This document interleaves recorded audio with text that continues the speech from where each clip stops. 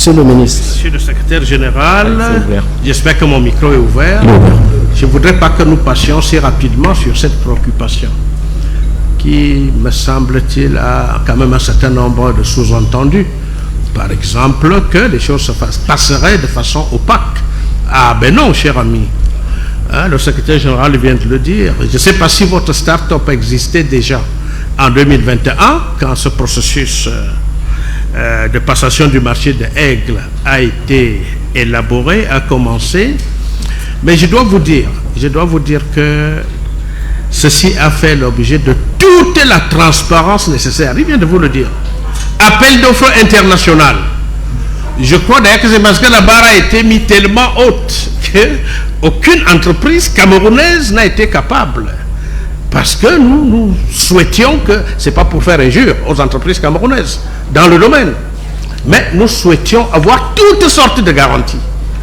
Que ce soit au plan juridique, administratif et financier, et ainsi de suite. Et le processus a été conduit avec toute la transparence nécessaire. En tout cas, toutes les étapes, comme vient de dire le secrétaire général.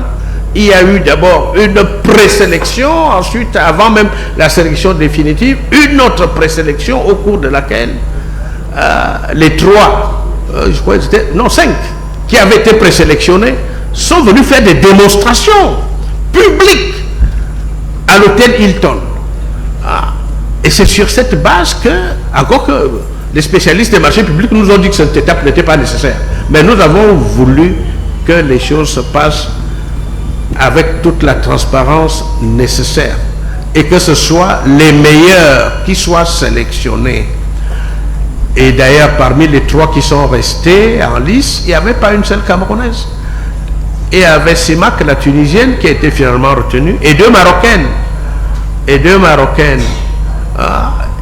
Bon, alors Simac est donc là, qui est en train de conduire le processus avec le succès que l'on connaît, malgré quelques difficultés, ce qui est d'ailleurs normal, hein, ça aurait été trop bon qu'il n'y ait pas de difficultés, mais ça se passe bien.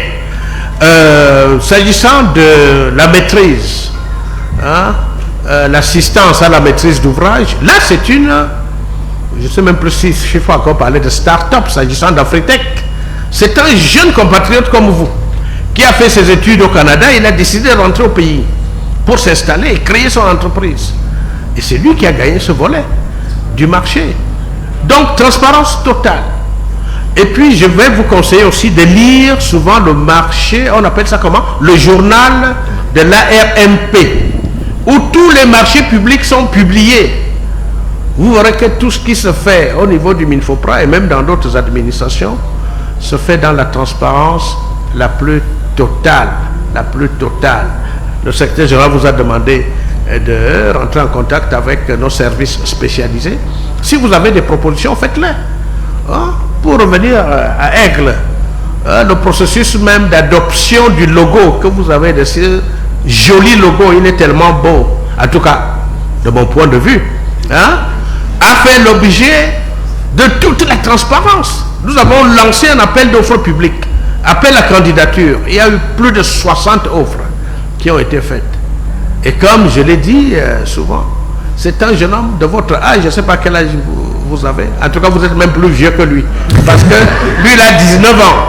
Merci. C'est un enfant de l'école polytechnique de Yaoundé en 4e année, 19 ans, qui a gagné ce marché.